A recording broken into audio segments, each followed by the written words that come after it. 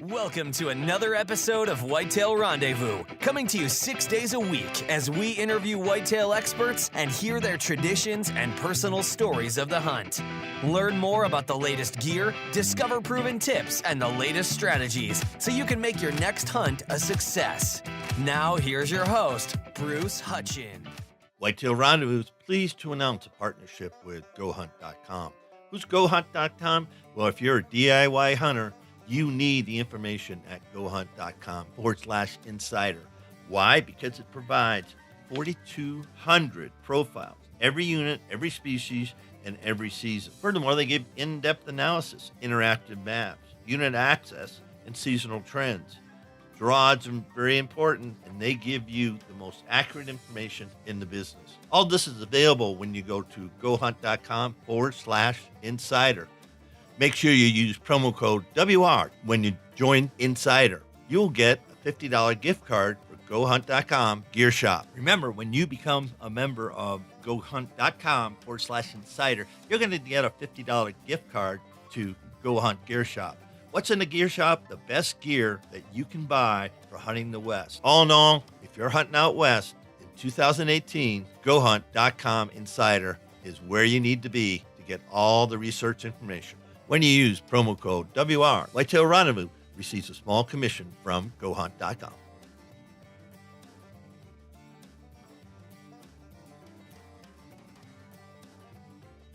Rackology, Eric Fitzgerald and Jason Obermiller, and your host, Bruce Hutchin with Whitetail Rendezvous. We joined up and we're sharing some ideas about, land management and food plots, and why we're doing this, because there's a lot of misinformation out there. There's a lot of advertising out there. There's a lot of promotion out there. There's a lot of sponsors out there. People are being sponsored by XYZ, company.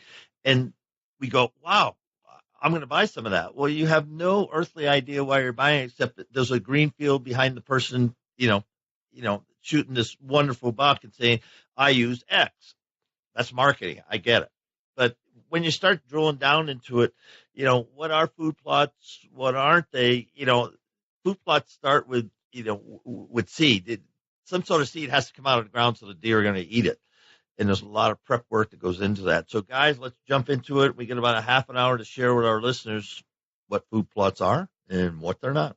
All right. Well, I guess looking at food plots, they are, as the name implies, they're a plot that you plant that bring wildlife there for mainly two reasons: food and cover.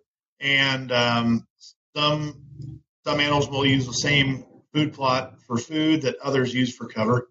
And what you're trying to do is centralize the wildlife on your property and also provide something that maybe wasn't there to either increase your odds at, harvesting a buck or a doe.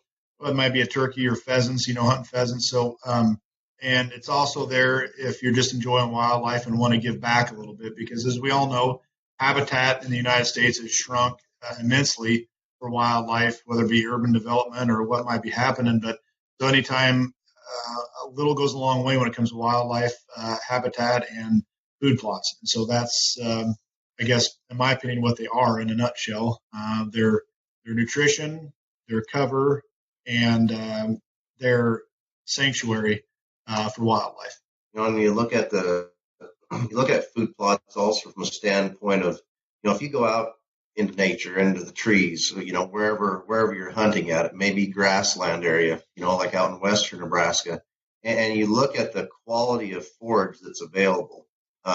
Nothing, I'm not knocking Mother Nature, nature per se, but the forage quality out there, the amount of nutrients that's naturally available in nature, just doesn't compare to what you can bring to them in a food plot.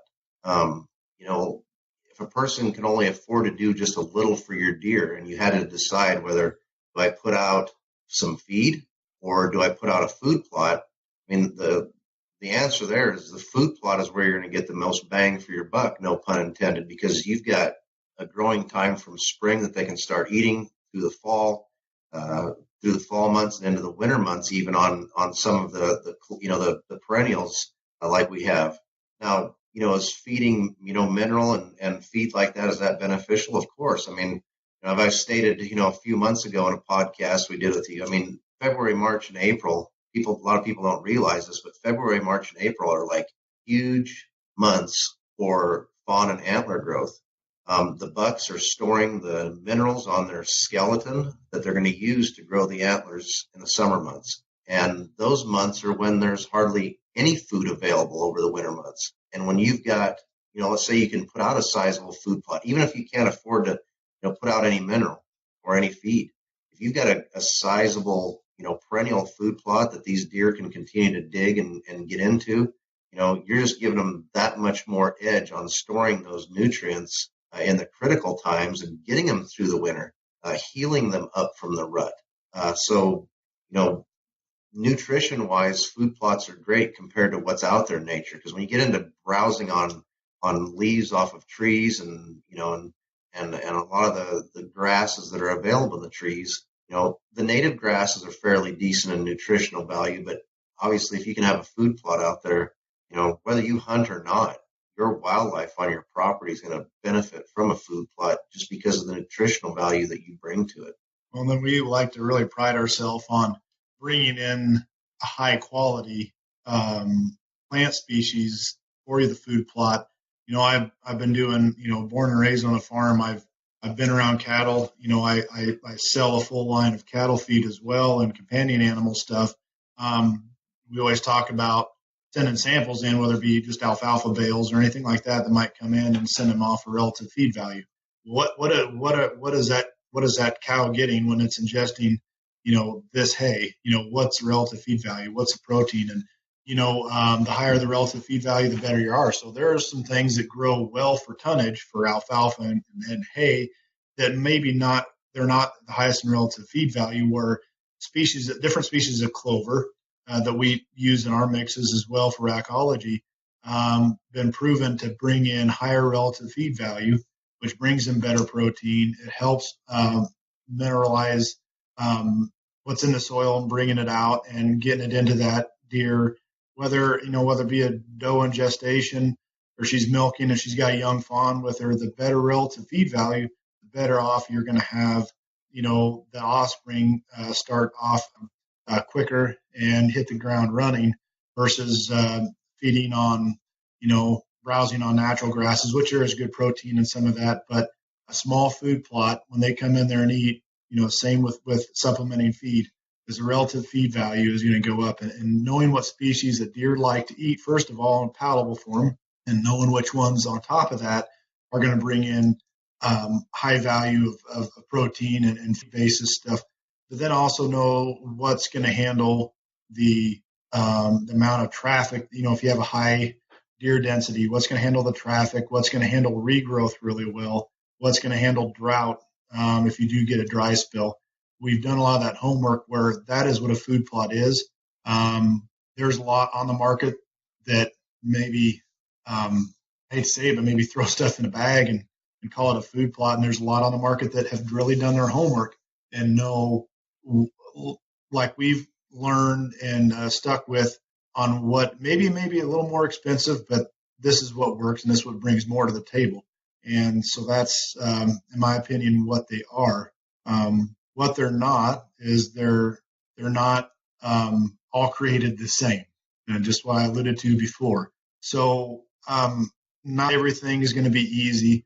They are not low labor. You need to get out there and you need to do your homework, blood, sweat, and tears into this, but that's going to turn around and pay back, whether just watching that food plot grow, seeing trail camera pictures of that food plot behind there, maybe be time lapse, maybe be a time thing where you just see, right there prior to the sunlight or sunrise and right before sundown, seeing all those deer out on the food plot. That tells you your density, what's out there and stuff. But that reward is what rewards you for the blood, sweat, and tears that go into that. They're not a magic thing. You just go out there, and some companies just throw and go, but they don't give you a lot of data on to make that throw and go successful. This is what you got to do. So they're just not a magic carpet. You're just going to expect to go out there and roll a bird and go home and then come back, first weekend of archery season and expect it to look like a garden. Really? Yeah. Well, me, I'm not only OCD, but everything else under the sun. I know there's days when I drive Eric nuts because I'm just always thinking and doing and whatever. And, that's kind of the yin and yang. It's the thing that makes us work so awesome is, sometimes I get to prod him a little bit, and then there's other times when he's kind of blowing me back on the reins. But, kind of going off what he said with the, what it is and what it's not, we're talking about food plots in general. So I'm not putting in a plug necessarily for Rackology, but I look at, I researched other feed and mineral companies when I started because I wasn't even wanting to make something for my, necessarily to sell. I wanted the best for my deer. And so I researched stuff and I realized that, ratios are huge when it comes to, feed and what type of minerals that they can uptake based off of the ratios. The same thing goes for food plots is, so many times I've planted other food plots and the bag says there's this stuff in it and you plant it and a lot of it's the grasses that come up because some of them will grow on concrete.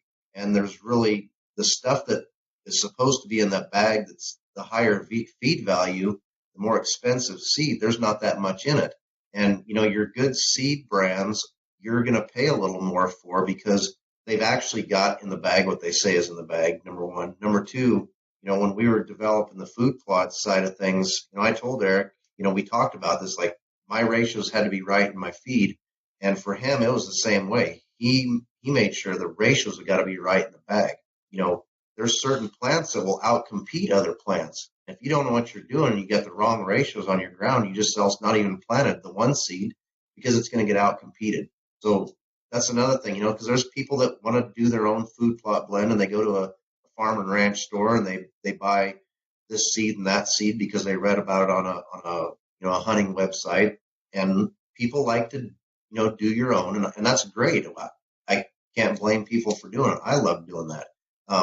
But you have to be careful about what you plant because if the ratios aren't right, if you plant them in areas that those plants aren't going to do well, I guess that's kind of where, I really tapped into, Eric's expertise on the food plot side of things is, okay, here's what I want. What do you suggest? What plants should we really be looking at that's you're going to get the best, the best for your money type of deal. And that's another thing that people need to look at is what food plots are and what they aren't. You can put a lot of work into a food plot and you don't have hardly anything grow. It could be blamed on Mother Nature, but it could be blamed on the wrong ratios, the wrong type of seed versus you go about it from an educated standpoint. You can even take some lower value soil and still have a really good food plot, but you got to start out doing it the right way. It might be getting the soil samples to find out. I'm going to say this in a couple different ways. If you're wanting to do something bigger or small, you need to do your homework, which doesn't take a lot of work to get a soil sample and get it sent off and get it read. Not a big deal. Then whether to start out, do you need to lime your soil? Are you low in pH? What do you need to do before you even go out there and plant a food plot? Because in some other, not just Rackology, but other food plot companies out there, and every one of us is defense. I've been on these websites and people are talking about, food plot, whatever. This stuff is junk because I planted it and nothing grew. Well, the food plot you planted is actually a decent brand. It probably had to do with either what you did or nature didn't do. And it has nothing to do with the food plot. I'm sure everybody else that you interview after us that is in this business as experts is going to say the exact same thing. I'm not going to knock any of the other companies that are doing it right. We're all going to agree. If you don't do it right, it don't matter what you plant. It's not going to grow. Mm-hmm. Yep. And I agree. I think that there's things on the market right now that I'm doing what we're doing now. And I walk into somewhere and I see food plots and there's some out there that it's like the infomercials. It's like they have these big bam, bam, bam things on the bags, like last 20 years, or this grows and it smells like chestnuts, or some of these things that I just I shake my head and I kind of look and I just kind of smile to myself. And it gets you to like, oh man, maybe I need that. And I've got 15 different species of clover, deer go crazy about this, and it's marketing. But what we try to do is sometimes a 2 clover plot is two different varieties of clover are a lot better than 15 different varieties because they're going to outcompete. And by the time you get to the end of the year, the ones that are going to outcompete the other ones. You're going to be down to a 2-clover plot. And so what we try to do is, and all chicory is not chicory. All turnips are not turnips. All radishes aren't. There's different varieties and things that work well. And, I've been doing cover crops for a long time, and cover crops do the same thing. You try to cover the ground the best you can. And so that does a good job of covering. But what you need to do is figure out, well, too much coverage. Plant species need sunlight for photosynthesis. They need to have moisture and root development, and they also need to have oxygen for respiration. If you don't have all that, if brassicas get too tall and the turnips get too tall, you got a big wide leaf brassica turnip, shading out your clover and shading out some maybe some chicory you have in there, you might as well not spend the money, because chicory is not cheap. You might as well not spend the money in buying a plot that's too heavy of one or the other. So we've done a lot of research and knowing, okay, the different varieties you have in there and their growth potential, and also what's in there that's not going to overcompete, and there's going to be a symbiosis relationship between all the plant species out there. With a good year, you're going to have, like I said, you can plant annual rye on concrete and it's going to come up and it's going to be green for a while. Some people just want to see a green field, and you can plant rye really cheap and it looks good. Deer will go out there and feed in it, but they're not getting a lot of the value. You are bringing them and centralize them a little bit, because that's the only green thing out there in the fall sometimes is rye or wheat, but you're not getting what you really want out of there. And so we just really hone in on what we know of the plant species and get those in our Rackology blends. And then going into, not all soils are created equally. We do have a food plot fertilizer. There are guys that already have a source of fertilizer, but we pride also in marrying our fertilizer with our plot blends as well as other ones on the market to fix a lot of the nutritional problems, the fertility problems that might be in that soil, that help things out too.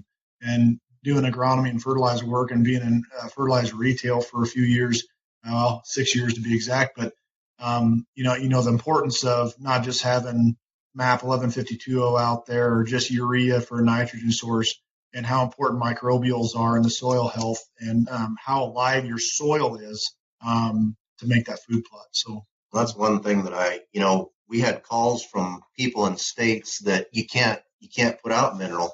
That's one thing I went to Eric, and I'm like, can we make a fertilizer that we can supplement our deer through our food plot? And that's the thing that he got to work on next was, something that is going to work from the ground up through the roots, because that's the other side of things. If you're going to do a food plot, you need to make sure that you take care of it. If you got an area that's got awesome soil, you probably don't need our stuff, because it's going to have the nutrients, it's going to have the microbes, and life is good. But on a lot of people's soil, it's not. And that's one of the things, with these people in these states were saying, how can we need to be able to supplement our deer, but we just can't legally do it. What do you got? So, and he went to work on the fertilizer side of things. It's not just your normal NPK. It's, there's the minerals that are added to it that go into the soil that the plant can take up that are chelated. There's other components that allow specifically that soil microbes. That's the huge key thing is if those soil microbes are super healthy and you've got a lot of them, now all of a sudden they can begin to unlock all this trapped nutrients that's in your soil. You don't even know it's there. It's trapped because you don't have enough microbes to break them down as fast as the plants can use them. There's other products on the market that are just fertilizers, and that's great. There's other products on the market that, you spray on a supplement on your food, the food plot, but once it's eaten, it's gone. It's not coming up from the root. Rain and dew wash things off. I mean, you have to educate yourself on the difference between marketing and what the real deal is. And one other thing that I kind of jotted down earlier when Eric was talking about, competition between plants. We've seen advertisements for brassicas that, look at these huge brassicas. Look at what we're getting. Can you talk a little bit about as far as why it looks big and it looks awesome, but why is that not what we're really wanting? I mean, I guess we come from a guy grows field corn and he has this big ear of corn. He's like, bigger is better. Yeah, in that regard it is. But when it comes to turnips, if you get some that are size of volleyballs, that's not doing much for you. What you want is a lot of little ones about the size of a softball to a baseball. You don't want purple top turnips or any other type of turnips to get super big because they get woody in the middle. they take up too much room in your soil. They actually compact your soil because they're pushing out against your soil. And people just don't understand that's basically a kind of a lack of nitrogen. If you have more nitrogen, you're going to have more smaller baseball size to softball size turnips. And that tells you if I go out to a field that's been planted and a guy says, hey, come out and take a look at this. And we dig up a lot of smaller turnips. He's like, man, they're not real big. I say this is perfect. That means your soil is as far as nitrogen is in good balance. When you go and they're like, hey, look at this one. They're taking a picture of one looking like a basketball.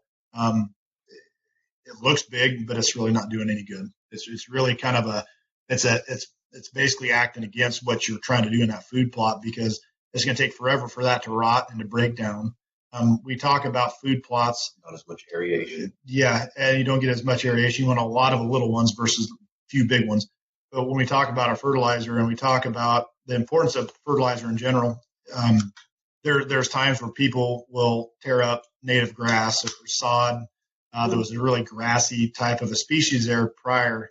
And all land, no matter how good the soil is, goes through what I call land shock. When you take something out of a system that it's used to, grass have a lot of rhizobia, and they tiller across the ground. And when you take that out, it changes the soil structure for a while. That for about a 6 month to a year period, that goes through a land shock. So somebody that expects just to go, when we say what food plots aren't, if you go out there and you till up a grass that had been native grass for a long time in a tree grove, and you don't do the proper way of spraying it and killing it and letting it decay and then tilling it, you're going to go into a land shock. First of all, it's going to be really hard to grow anything in the thatch that's in there, but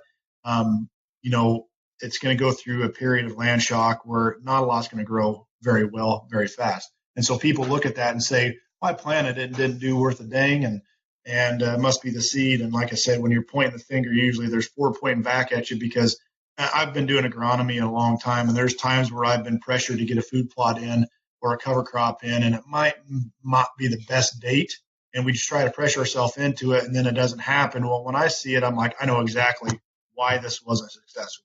But a lot of people maybe that aren't really trained or know what's happened, they might not know, and the first thing they do is probably try to blame the seed or something that just maybe wasn't right on our part or on whoever's seed they're using. But so that fertility, there's just some things that are important when it comes to what they are, what food plots are, and a lot of that is what's underneath the soil and the right ratios of plants and the ratios that the wildlife are going to like, and what they're going to do, what they're supposed to. Can you just touch on reading the tag? Yeah. I do need to touch on that. Jason and I do that a lot, whether it's feed or if we're in a store and we see something, and times I look at a tag, I'm like, yeah, it's pretty darn good stuff. And time I look at it, and I'm like, I can't believe they're selling it for this much. But I guess it's very important to look at the tag. Or a lot of companies will put the description on the back, and they'll put planting dates, because we all live all over the world in the U.S. And what's perfect planting dates for here in central Nebraska and Sherman County versus even 5 counties south of us, completely different. So with the tag, planting dates are very, very important. And you need to look at those dates. You need to look at what area of versus longitude, latitude, and planting dates for a specific variety. And that's all. I mean, usually if it's not on the bag or on the tag, it's usually on the website, which is very good to go in there and take a look. Okay, I'm in Arkansas, and I'm calling Nebraska to say, okay, when should I plant this? Jason and I will know. We could guide them to the right dates, but they should look at the website, look on the back of the bag. Another thing is when it comes to what we touched on before is look in the breakdown. They should have what type of clover it is. They should have what type of brassica it is and a percentage of what's in there. If they don't have any of that on the tag, or they should have a tag on everything. But if they don't have that breakdown, a lot of times I was worried, way back when we first started this, is I didn't want to divulge our secrets. This is a great mix, and we don't want everybody in the world to have it. But you have to be transparent and knowing exactly what's in there and the quality of it. What about the born on date? Yeah, then everything there should have a testing date. And we pride ourselves in, if we had to get in the refrigerator and we look at a jug of milk and it's expired, we probably don't drink it. Yeah, we're born on date with the beer. Unless we're desperate to drink that milk or that beer, we probably won't drink it if that born on date is expired. Same thing goes with seed. Seed could be viable and it loses germination every year, a little naturally every year. And if it's not stored in proper conditions, like if it's stored in a inside 72 air conditioned during the summer, the worst thing on seed is it could be exposed to heat. The cold weather doesn't have any effect on it. Actually, it's good. That's why we store a lot of our seed bank in Antarctica and in the northern regions where it stays cold, because actually cold weather preserves seed viability. Hot weather ruins it. So if it's stored in an area that's in a warehouse that's not temperature controlled and it's there for 2 years and it gets hot, more than likely your germination is going down. So the born on date will tell you, okay, this is 2-year-old seed, or this is seed that was just tested a month ago. And that's on every one of our bags. And that's something to look at, is see how old that seed is. If there's not a born on date on there, you could be buying seed that's 5 years old. It's been sitting on a shelf of store A for 5 years, and you just grab it and it looks new, but you get out there and plant it and don't have the best results. And he is super anal about stuff like that. Like I am with the feed side and that stuff. There's been times where we literally didn't have enough bags filled to go to a store because he wanted to make sure that it was as fresh as possible.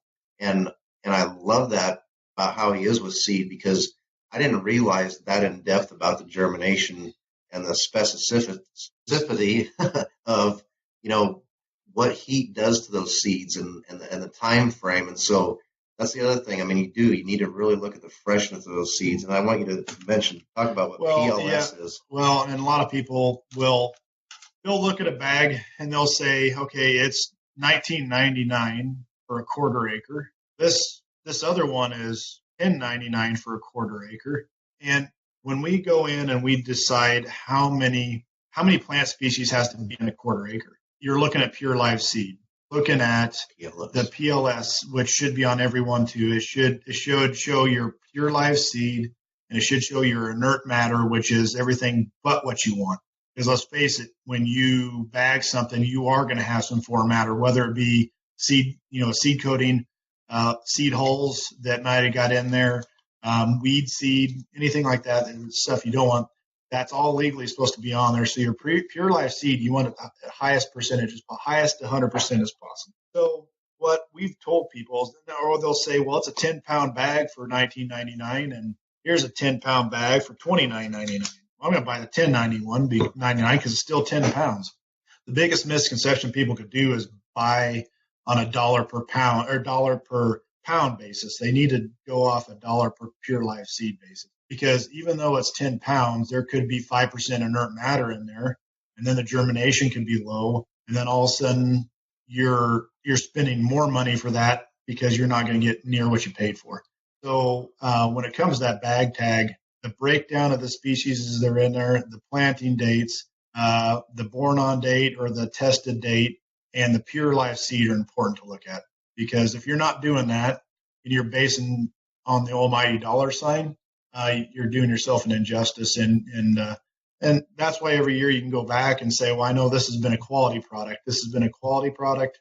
I've had good, and that's where we've had good luck with it, because people always come back to us of maybe 3 or 4 or 5 or 10 years to try and plant food plots. And 1 year they do good, 1 year they don't do good, and 3 years they don't do good. And then they come to us, and the last 3 years they've been really happy with what they're getting in that bag and the performance that we're getting. So I feel like I just went to school. Well, coating, coating too. Coating could be misconceived. I mean, there are some species of seeds that need to be coated because no matter where you're at, if you're down in southeast United States and there's a lot of humidity, wet soils, you're going to have a lot of disease and fungal problems when that seed is most vulnerable, when it's germinating and sprouting out of the soil surface and before it gets, in that infancy stage. So what the coating does is help that seed fight off those diseases until it gets big enough to fend it off itself. So if you don't have some of those treated, then you might have that species not even survive in different types of years that you might have. So that's important to look at, is because the coating is inert matter. So if you see an inert matter that's high, and then you look and say, okay, some of this is coated, that's why. It's not just weed seed or junk that's in there we don't want. It's because it takes up room in that bag, and that coating does help protect. So you want to look at that pure live seed, how many seeds per acre you're getting, and not just go off a 1/4 acre bag or a 10-pound bag or all the flashy symbols that you see on a bag that might throw you off. I mean, you really look at, I wish everything was created equal and then everybody just had their bag tag on the front of the bag. And that's what people looked and judged by. A lot of people won't turn that bag around. They'll just look at the front and say, oh, this person's on it and they do this and I've seen them on TV, I'm going to buy it. And one thing too, I had when we kind of redoing our new bags, our store bags. One thing I said we need to do is the smoke and mirrors of other bags on the shelf. One of them might say square feet. Mm-hmm. Well, how many people know X amount of square feet? That don't mean crap to a lot of people. For me, I'm a bow hunter. You tell me how many yards it is, and I can visualize that, right?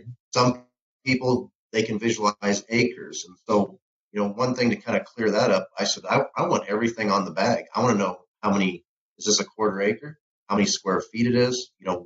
That way anybody can look at the bag and go, I can visualize a 1/4 acre. I can visualize how many square feet is an acre. That's the other thing, you're looking at, make sure you're getting what you think you're getting versus what the advertisements are saying. Yeah, I hear that. And, listeners, food plot seeds, we're talking about seeds, what they are and what they're not. In the end, it's your dollar, it's your time, it's your labor, but you're going to spend X amount of money anyway. So you might as well give yourself the best possible advantage to have some sort of a crop, not crap, actually a crop. And so it starts, it's a process. And for people who'd say, well, gee, I don't know a lot about it, do some reading, watch videos, call guys like Rackology and say, don't be afraid to say, I don't know. So when you go in the bar, or you go to work, and, well, how's your food plot coming? Oh, it's coming real good. Look at the pictures, and all he did is spray nitrogen on his field and it's all greened up and looks great. But comes the fall, there's no benefit to the deer. The pictures were great. And unfortunately, in the world of marketing, that's what we see sometimes in big box stores. The pictures are great, And one thing I'd like to just real quick say too is what's important is on the bag tag is what you said kind of reminded me is you always want to look at the origin of the seed. You want to see what state that one comes from, because a lot of the good seed and stuff that's tested really well comes from the northwestern part of the United States. And you want to make sure that to see that origin, where that seed was originated at, where it was grown and where it was harvested. And that's another, I guess, something to research if you want to get online and look at, okay, what's the difference between seed grown in Oregon versus seed grown here, and then it really dives into saying, okay, this is why this seed from Northwest is a little better because it's grown in more of a temperature controlled environment. And so it's very important to look at that. And with that, folks, we're going to wrap up section 2, food plots, what they are and what they aren't with Rackology and Eric and Jason. And we're going to take a little break here, then tune in for, Planting 365 is the last section from Rackology on food plots. Talk to you in a little bit. Hey, folks, a special edition of Whitetail Roundup is coming. I've asked 3 companies, Land and Legacy, Rackology, and Grandpa Ray Outdoors, to be part of a series on land management and food plots. So the next few episodes, about 18 of them, in fact, are going to be about land management or food plots. Why? Because people have been asking me a lot of questions. So I went out and chatted with some guys, and Adam Keith and Matt Dye from Land and Legacy is joining the crew, and at Rackology, we have Jason Obermiller and Eric Fitzgerald. And rounding out the team is Grandpa Ray Outdoors with John O'Brien. Each of them is going to bring a different flavor on what is land management, what are food plots, why you need them, the pros and cons. So listen up to the next series, and I sure hope you like them. If you like them, let me know. If you don't like them, let me know what I can do better. Thanks. Thanks for joining us. Be sure to tune in tomorrow for another episode of Whitetail Rendezvous, where you can listen and learn from the experts so you can be more successful on your next hunt. Until next time, listen, learn, and succeed.